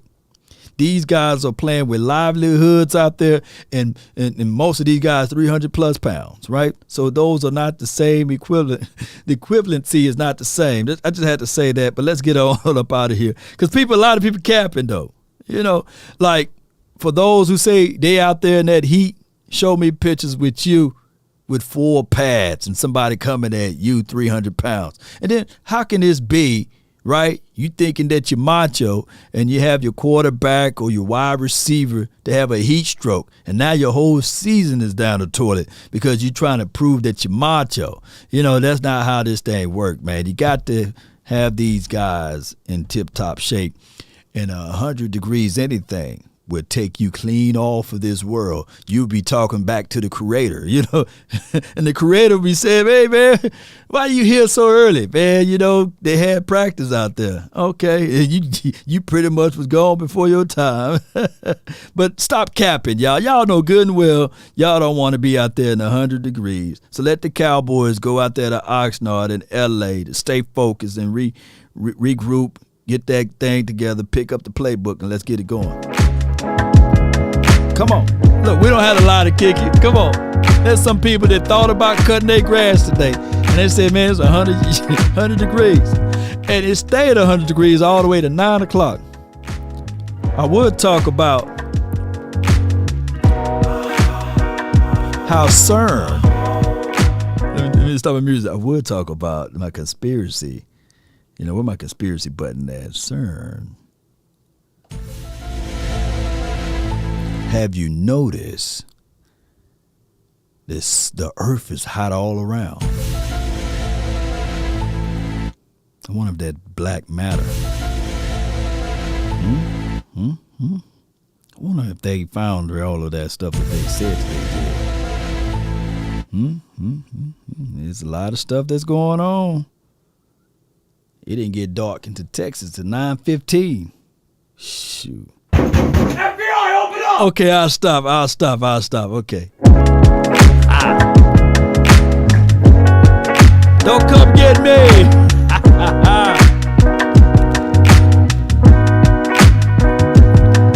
Come on.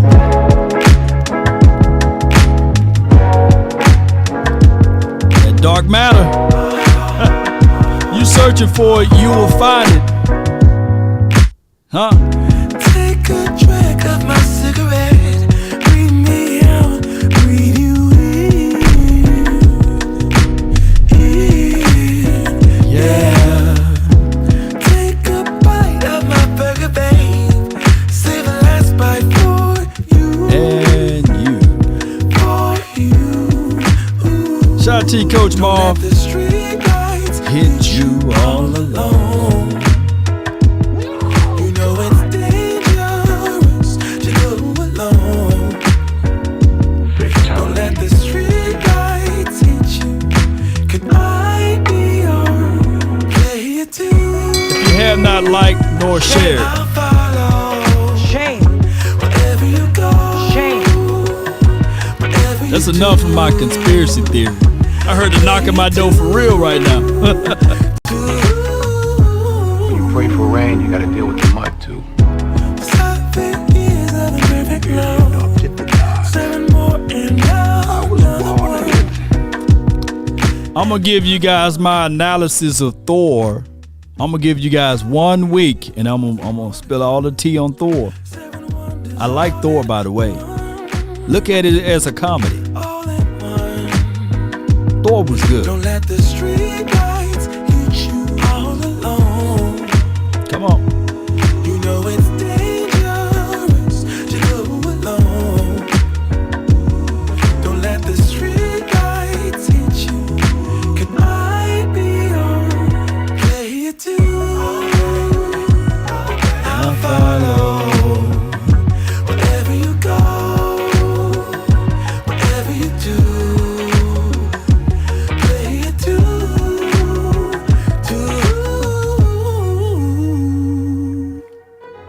If a paper crane can fly, then forever doesn't feel that far. So far, so far. If a paper crane can fly, then forever doesn't feel that far. The Netflix movie. So far, so far. The Netflix movie that I want you guys to go check out, documentary, The Girl in the Picture. That's a good one. We up out. DC for life. But that girl in the picture, that's a good documentary. That dude is still alive, man. That's crazy, huh? That Netflix, The Girl in the Picture. Y'all check that one out if you're looking for a documentary. You have to be your biggest fan. And when things are really tough and they're really rough and nothing's working, but there's something inside of you that says, I just have to follow that. Because you don't know who you're going to meet, who you're going to meet, who you're going to meet.